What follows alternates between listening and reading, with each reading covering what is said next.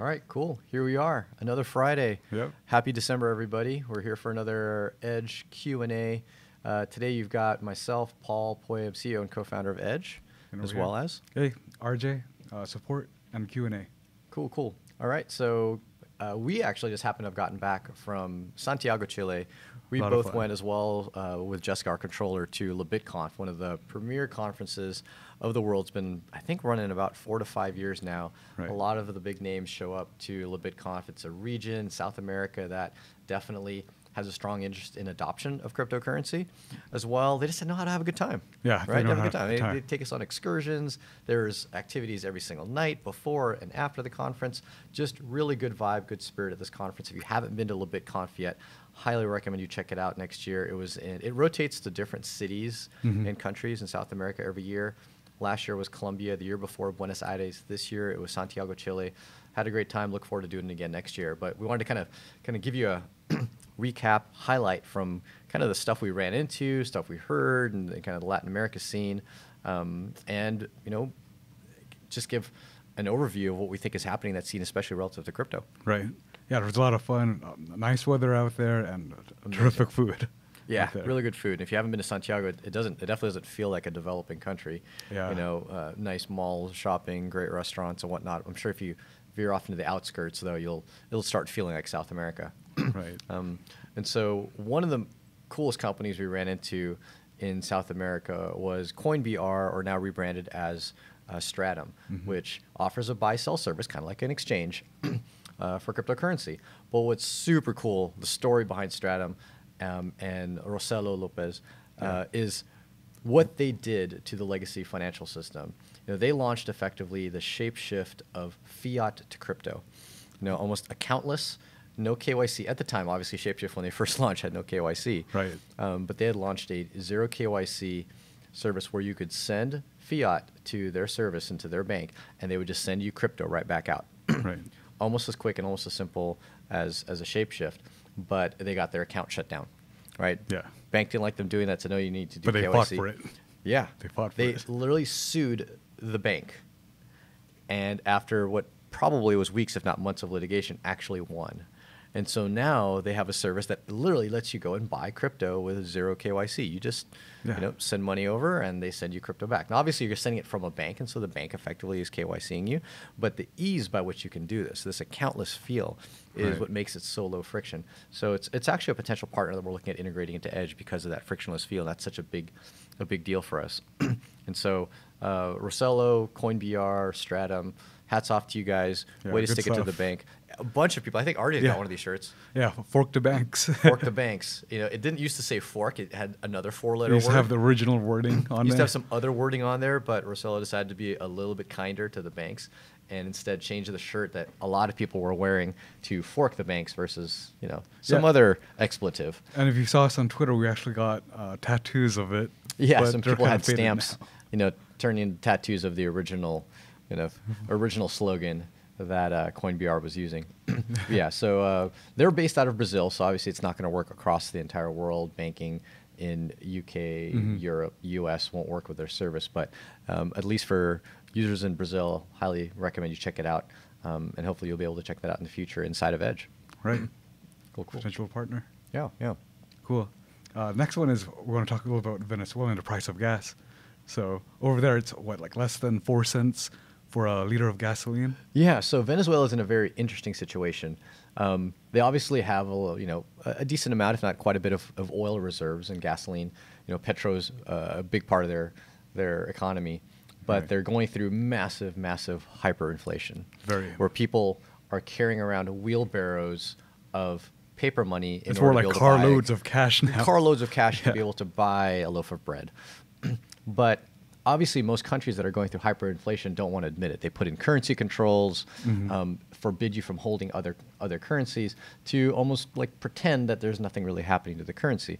Well, in Venezuela, the price of gas quoted in their original currency hasn't changed much. Right. But since the currency value has dropped so much, you could potentially buy a tremendous amount of gas with the equivalent of $1. What does it come to? Like the millions or something, a few hundred thousand. Few was, hundred thousand gallons Liters. of gas with the equivalent of $1, because the exchange rate is so high. I think it's 100 Venezuelan bolivars equals something like 0.00015. Basically, it's in the millions if you were to convert it into dollars.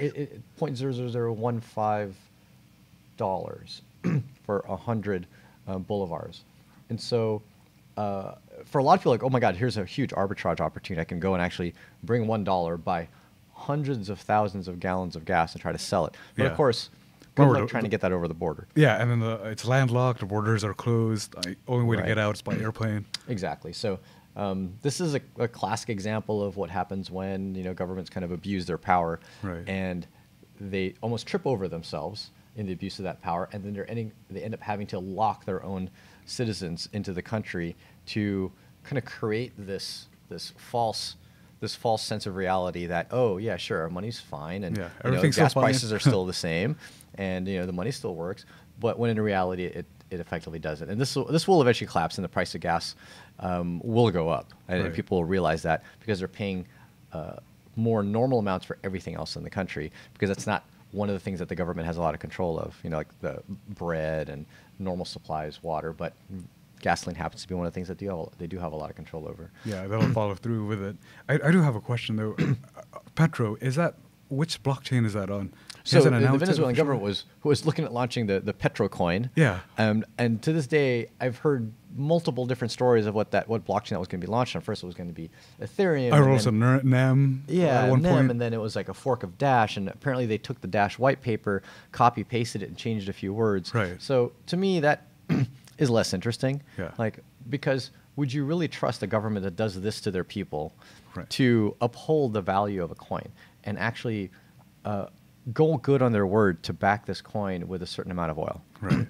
Especially when you can go buy hundreds and thousands of gallons of it with $1 US. So what's really backing this coin? This is the challenge of any backed currency, is the fact that you have to trust a third party. Here you'd have to trust the Venezuelan government, and they're probably the government in the world right now that is least worthy of trust.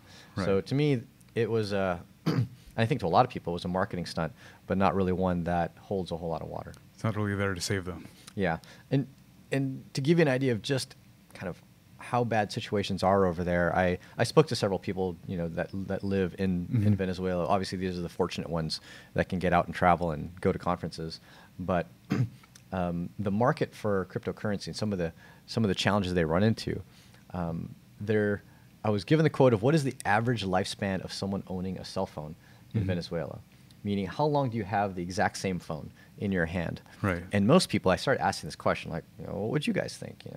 What do you think? And most people said, oh man, it must be forever, like 4 years, 5 years, because they're really poor, we can't afford a new phone. But they actually have some decent phones over there. Well, they don't necessarily have the decent phones, but because the situation is so poor there, theft is so rampant that the average lifespan of you holding the same phone is about 3 months before it gets stolen. Right. Now, they're not buying very good phones because of that. You have a $500 iPhone, chances are you're going to get it stolen. It's going to be gone within 3 months. You don't want way that less than 3 months, probably in a week, if not days. So people want to buy the cheaper phones. Highest priced phone you would buy typically is like $50 worth. Yeah. But ironically, though, you would end up losing that within 3 months. Right. If you do the math, they're actually paying about as much as we would for our phones. Yeah, if you do like over time, the monthly payments over the course of 2 years. Yeah, exactly. Contracts. So $50 every 3 months comes to about $200 a year, about $400 every 2 years. And that's about how much I know a lot of people pay for their phone every time they upgrade. Yeah, like a mid-level phone. Yeah. No, maybe a little less, maybe a little bit more. But $400 gets you a pretty good phone for 2 years. Right. And they're getting phones with Android versions of about 4.1 and 4.2. Yeah, stuck in 2012, I think. They're stuck in 2012. And from what a lot of the native people in Venezuela are telling me, they're saying that this is actually a restriction by their government. Yeah.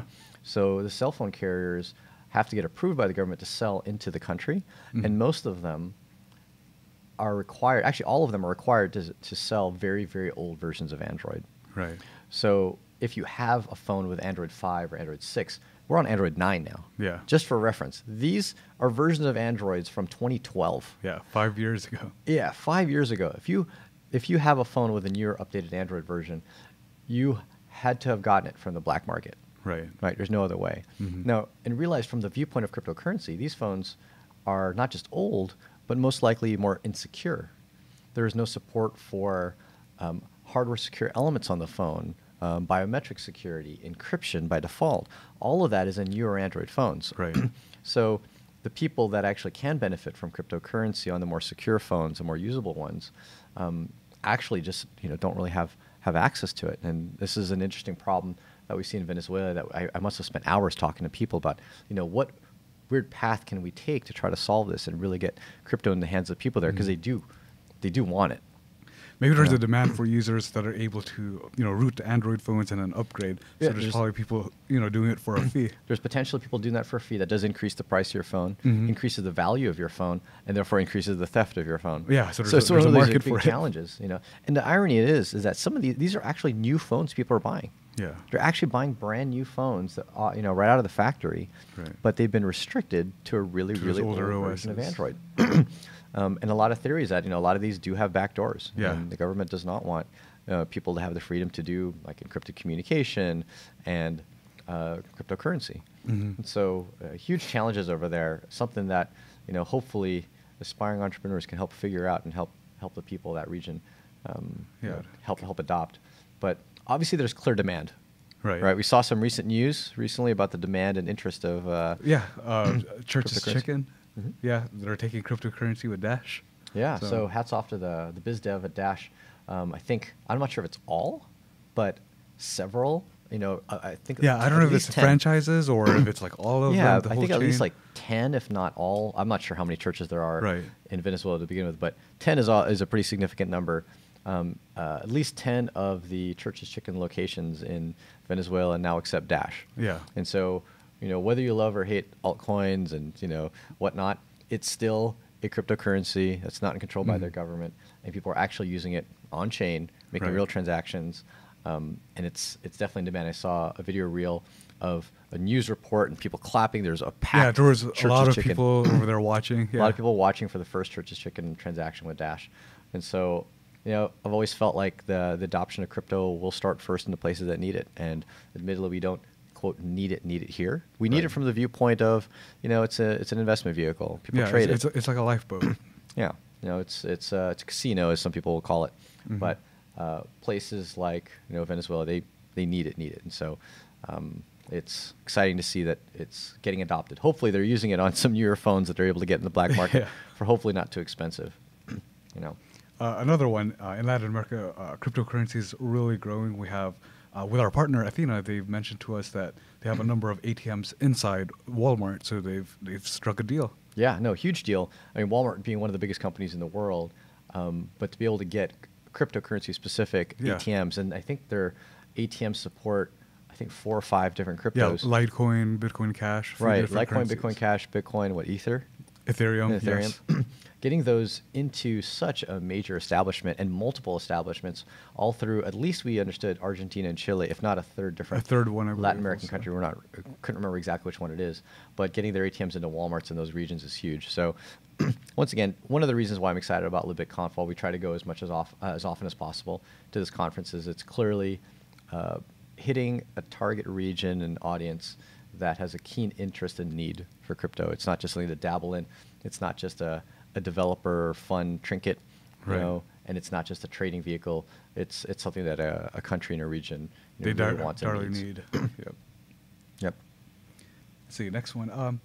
So let's talk a little bit about our next upcoming release. releases. Maybe a Yeah, few so hints. we're always on a kind of a steady stream of releasing new versions of Edge and our SDK, and Yeah. so we haven't launched one this week yet, so we don't have anything to announce specifically at this Friday Q&A, but definitely stay tuned next Friday where we can give you the specifics of the release that will have just gone out, because we're looking at releasing a new version next week. We can give you a hint. As with many of our releases, we will be incorporating a few new coins. So for the fans of some of these new coins, you'll see support for that in Yeah. Edge. As well, we want to appeal to obviously a global audience, so you'll see additional language A support. few new languages. Right? Little right? translations going into the application. As well, we had mentioned in our last release how we became the first app to incorporate multiple exchanges such as Shapeshift and Changely. We got another one. Yeah, we'll have more exchanges going into this one. And it'll fit into the architecture cleanly such that it will price hunt across all of the exchanges that are getting put in. So right now only Changely and Shapeshift, but soon we'll have another one live, and it will price hunt across all of those exchanges. And it'll give you more options for more currencies. We know that for a fact. We're going to have more currencies available. In some cases, better limits. So some lower limits when you want to buy a small amount, some higher limits when you want to buy a large amount, as well. Also, different options for being able to do some currencies without mandatory KYC. So just aware for anyone that's using the products, any of the exchanges on Edge, none of the exchanges are what we would call zero KYC. Right.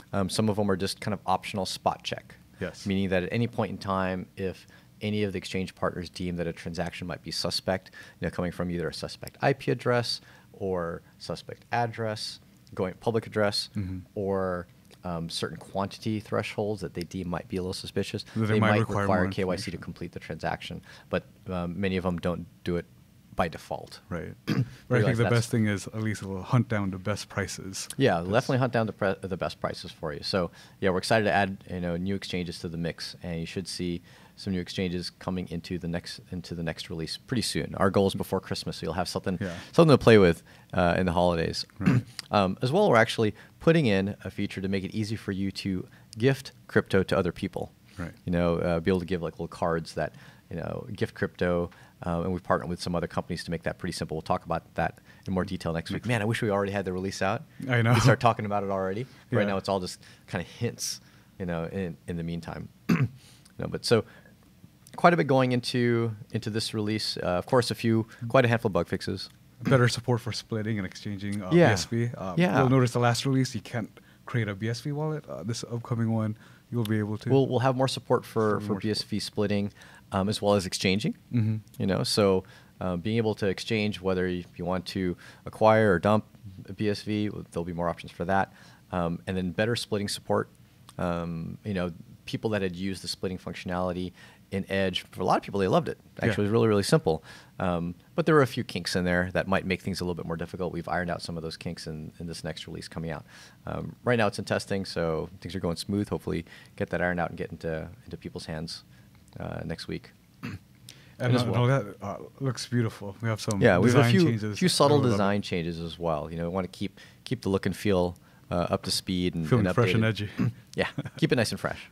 So you'll see a few design changes as well into this next release. So looking forward to it. So definitely send us any feedback once you do get a chance to try the application. Let us know what you think. And then going into 2019, we haven't really announced roadmap going into 2019 yet. Right. But I'd say probably if I had to kind of expose what our core focuses are going to be in 2019, there's almost two paths that we'll take for the Edge Wallet application itself.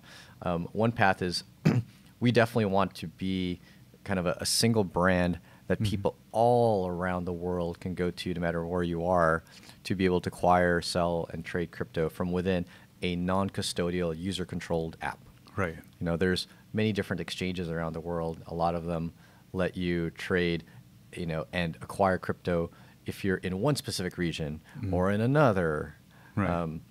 Or if you have a certain payment method like SEPA in Europe and whatnot, but we aim probably by the middle of next year to cover a large variety of payment methods. Yeah, a huge variety of payment methods, a large swath of the population. That's one angle that we definitely want to accomplish as well. Really, really, really giving people a great option for vault caliber security. Right on. Admittedly, we are a software hot wallet right now. Yeah. I entrust quite a bit of money into Edge myself, but I realize, yes, it is a hot wallet. We put as much security as we can into a software wallet, but it has its limitations. Especially a single signature software wallet, going into 2019, I think you're going to see some good hardened, vault caliber security options coming out of Edge. And hope to be able to share more of those details in the months ahead. And I think that's what most people want to see. I mean, we had our last Twitter poll, and 51% of our votes were to continue making Edge the best wallet, more focus on the wallet rather than partners or related news, but more focus on making Edge, continue making it the best. Yeah, making the best. That's the thing we want to hear from you guys. Like, what exactly defines the best? Yeah. You know, we get requests from all different gamuts, and we always have to balance it. I was actually on a panel in Chile, and a lot of people resonated with one thing that I said about what's hindering what you'd call kind of great user experience in wallets. It was a wallet panel. And I found that one of the biggest challenges that we have that hinders user experience is explosion of options, explosion of features, feature creep, technical debt, as they call it. And hearing from everyone, we can hear and take all of the input and feedback from you guys, but we can't implement it all. Right. And if we did, we'd have a massive, gigantic app that would be hard to navigate, and it would just be too much. And you'll notice that many apps that start getting really big become harder to navigate. Like Facebook. Don't want to get it too clunky. Yeah, Facebook is a massive application on the web. Yes. And when I want to do one thing in Facebook, I have a hard time finding it. I want to create an event, find where my events are. It becomes really hard versus going to a single site like Evite. Yeah. It's focused. That's what it's supposed to do, and it does that well. And so we're trying to strike that balance. Obviously, we went down the multi-asset world because we felt like that was the future of cryptocurrency. Not that there are going to be hundreds of cryptos that we use on a daily basis in the future, but there will definitely be more than one, is how we felt. And so with that, we needed to re-architect our application to be multi-asset. And so that created some user experience challenges. But what I ask of the audience and the user base is, yes, what things do you want to see in Edge? But also balance that out with really asking yourself, are those things you think that 90%, 95% of people should be using? Right. Are those features that 90%, or is this thing that you want, but you wouldn't even want your mom to touch? Right. If that's the kind of thing, then we might not be the right company for it. We really want to hit the 90 percentile population, and we're probably not ever going to be the product for the power user, at least not at this phase in our company. And so that's a thing to kind of balance out. But and not only that, but to also focus on performing well and being reliable. Yeah, reliable performance. This is money we're handling, and so we want to make sure that we're reliable, make sure that we're stable, and then because of a lot of the functionality that's in our app, we want to make sure that we're performant. Right. And that can be a bit of a challenge, as people start using crypto very frequently and having a lot of transactions in the wallet. Blockchains are hard to talk to. Yep.